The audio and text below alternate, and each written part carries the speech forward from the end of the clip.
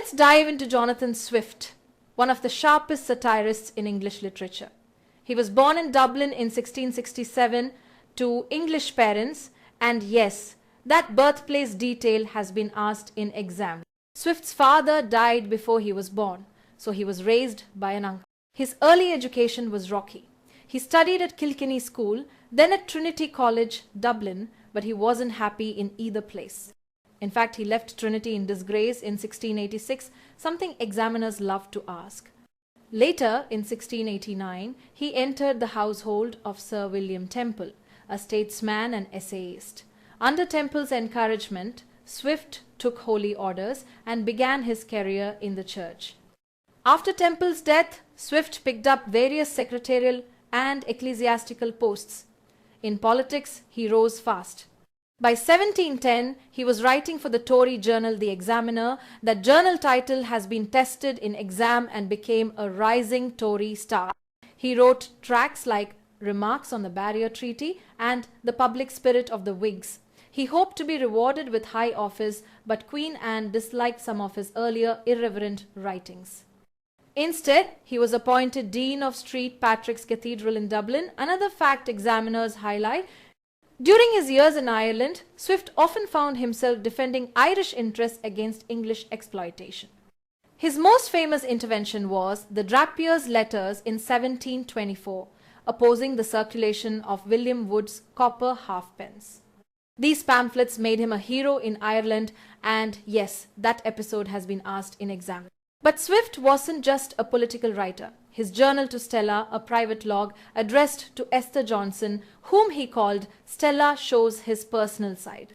It's witty, sharp, sometimes tender, though never as intimate as Pepys's diary. His relationship with Stella, and later with Esther van Homburg, nicknamed Vanessa, has fascinated biographers and examiners alike. Swift's personal life, however, was shadowed by illness. He suffered from severe ear problems that caused vertigo and eventually led to periods of insanity. In his final decades, he withdrew into silence, bitter and unwell. He died in 1745 after spending almost 30 years in Dublin. So, when you think of Swift, remember the big exam points: Dublin birth, unhappy years at Trinity, service with Sir William Temple, Tory writing in the Examiner, appointment as Dean of Street, Patrick's, the Drapier's Letters, and his two Esthers, Stella and Vanessa. Swift remains a paradox, proud and sometimes arrogant, but also fiercely loyal, deeply generous, and one of the greatest satirists of all time. All right, let's step into Jonathan Swift's early satirical world. In 1704, he published two works that really established his voice: The Battle of the Books and A Tale of a Tub.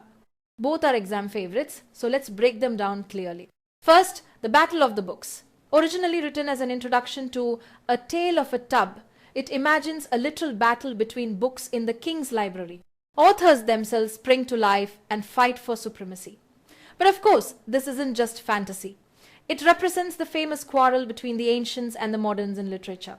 This feud was raging in the late 17th century, and it has been asked in exam more than once. The ancients argue that everything essential is already contained in Virgil, Cicero, Homer, and Aristotle, names you must remember for exam. The moderns, on the other hand, claim they can see further because they build on the work of the ancients. Sir William Temple actually defended the ancients in an essay from 1690, where he used the famous metaphor of modern man as a dwarf standing on the shoulders of giants. That phrase too has been highlighted in exam. Swift satirizes this whole debate with a parody of heroic poetry, much like Samuel Butler had done in Hudibras. One of the best known episodes is the allegory of the spider and the bee. The spider, swollen from killing flies, spins an intricate web in a castle-like corner of the library. He sees his work as a stately, self-contained universe. But then a wandering bee smashes through the web. The spider curses the bee, accusing it of destruction. The bee replies that unlike the spider, which only spins out of its own body, he gathers nectar freely from nature, transforming it into honey. It's a brilliant metaphor. The spider represents the moderns, self-enclosed and proud, while the bee represents the ancients, humble but fruitful. This allegory has been directly asked in exam. Now, let's move to A Tale of a Tub, also published in 1704 with later editions up to 1710. It's one of Swift's most daring satires. The tub in the title is a kind of diversion, like a tub thrown to a whale to keep it distracted, and the work itself is a wild religious allegory. The story follows three brothers, Peter, Jack, and Martin. Peter stands for the Roman Catholic Church, Jack represents the radical Protestant sects, and Martin stands for the Anglican and Lutheran churches. That identification of the brothers has been asked in exam again and again. Each inherits a coat from their father, symbolizing the pure Christian faith. But instead of keeping them as they are, the brothers begin altering the coats, adding ornaments and frills, symbolizing corruption and excess. What makes the book unique is its structure.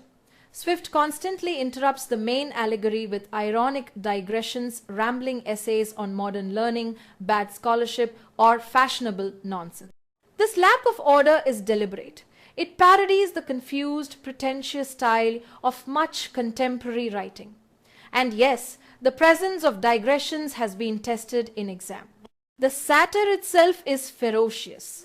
Swift spares no target. Peter, the Catholic, comes in for heavy attack.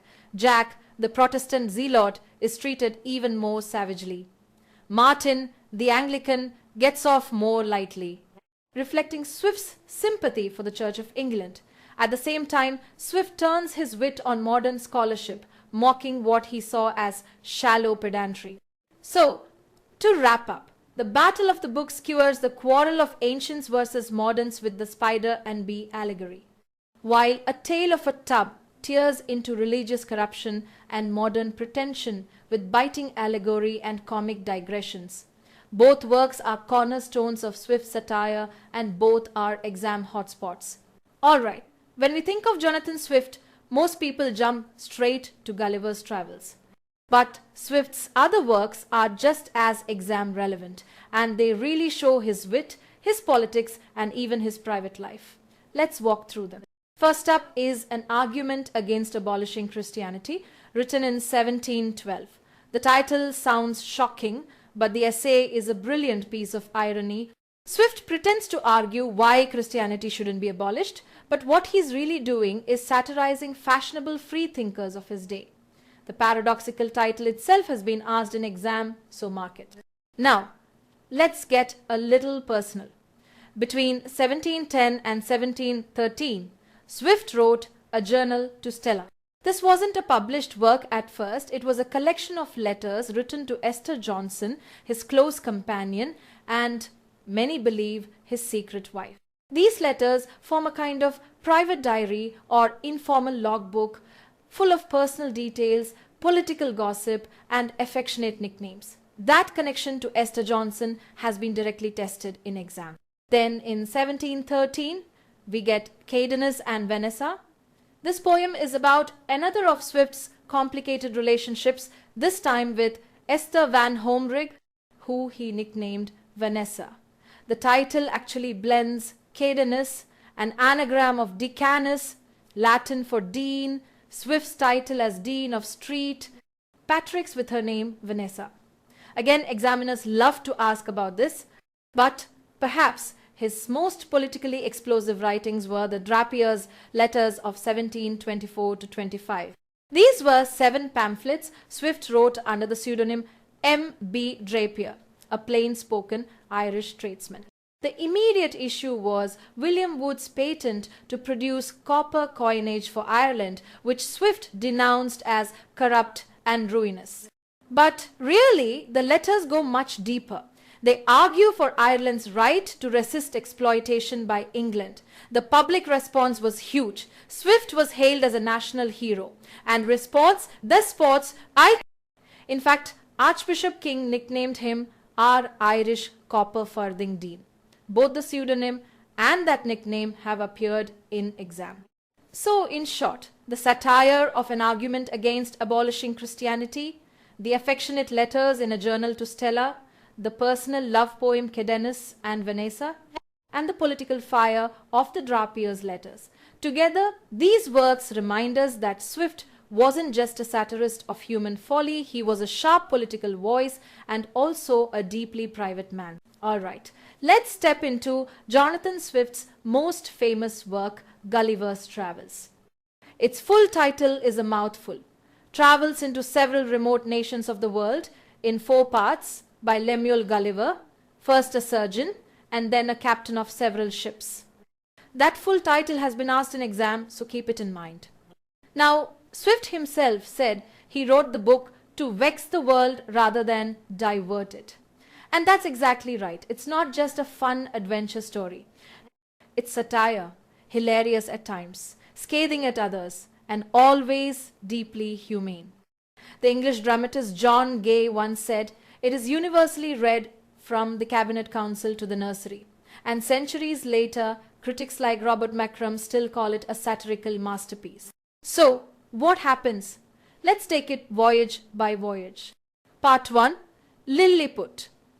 Gulliver, a surgeon turned sea captain, is shipwrecked and wakes up tied down by 6-inch tall people, the Lilliputians. This exact scene has been asked in exam. The tiny size of the Lilliputians mirrors their tiny-minded politics. Their great division, whether to wear high heels or low heels, a satire on Tories and Whigs. They even go to war with their neighbors, Blefuscu, over the right way to break an egg. Gulliver helps them at first, but after he puts out a palace fire by urinating another exam favorite, he loses favor. Sentenced to blindness and starvation, he escapes to Blefuscu, finds a normal-sized boat and returns home. Part 2. Brobdingnag. Here, the tables turn. Gulliver finds himself among giants. A farm worker discovers him and shows him off for money. His daughter, Glumdalclitch, takes care of him, and eventually the queen buys him as a curiosity. The king, after hearing about England, calls the English odious vermin. Gulliver even offers to teach him how to make gunpowder, but the king rejects it in disgust. Later, an eagle swoops Gulliver up in his travelling box and he is rescued by humans of his own size. That eagle incident, by the way, has been tested in exam. Part 3. Laputa and Beyond. Pirates set Gulliver adrift and he ends up on Laputa, the flying island. The Laputans are so lost in abstract thought, they need servants to smack them awake. Obsessed with mathematics and music, they ignore practical life. On the ground, in Lagado, Gulliver sees ruined farms and scientists working on absurd projects like extracting sunbeams from cucumbers. He also visits Glubbdubdrib, where he talks with the ghosts of historical figures and then meets the Struldbrugs, immortals who don't die but keep aging miserably. This detail about the Struldbrugs has been directly asked in exam. Finally, Gulliver sails through Luggnagg to Japan and back to England. Part 4. The Houyhnhnms. This is the darkest and most disturbing voyage. Gulliver meets the Houyhnhnms, a race of intelligent, rational horses. They live in harmony, guided by pure reason. But alongside them are the Yahoos, filthy, violent, degenerate, human-like creatures. Gulliver himself is seen as halfway between a Yahoo and a Houyhnhnm. His master concludes that England is just as corrupt as the Yahoos. Eventually, the Houyhnhnms decide Gulliver must leave. When he returns to England, he is so disgusted with humanity that he avoids his own family and spends his time talking to horses. Both the Houyhnhnms and the Yahoos are exam favorites, so remember them. So that's Gulliver's Travels. A book that looks like children's fantasy, but is really a razor-sharp satire on politics, science, human pride, and society itself. Swift magnifies the ordinary, twists it upside down, and forces us to laugh, but also to cringe at ourselves. Alright, let's talk about Jonathan Swift's A Modest Proposal, published in 1729. The full title is a mouthful, A Modest Proposal for Preventing the Children of Poor People from being a burden to their parents or country, and for making them beneficial to the public. That exact title has been asked in exam, so don't skip it. Now, on the surface, it looks like a straightforward political pamphlet. But then, Swift drops his shocking solution to Ireland's poverty, that poor Irish families should sell their babies as food for the rich. Yes, roasted, stewed, or fricasseed. He even lists cooking styles and the financial benefits. This horrifying suggestion, of course, is pure satire. Swift was using Juvenalian satire, the harsh, biting kind, to mock England's exploitation of Ireland and to expose the cold, heartless attitudes of landlords and politicians. His outrageous hyperbole throws into relief the real problem, the grinding poverty of the Irish poor. What makes it so powerful is the mix of a rational, almost scientific tone with such an insane conclusion. That contrast creates some of the most sustained irony in English literature. One phrase students often remember is Swift's description of a young, healthy child a most delicious food. The shock value is unforgettable. But behind the irony, Swift was deadly serious. He was criticizing the way the Irish were treated as disposable by the English government. The essay also lampoons social engineering schemes, especially those associated with William Petty, the economist, and that connection has been asked in exam. Now, Swift wasn't just about savage satire, he also had a softer, more personal side visible in Journal to Stella.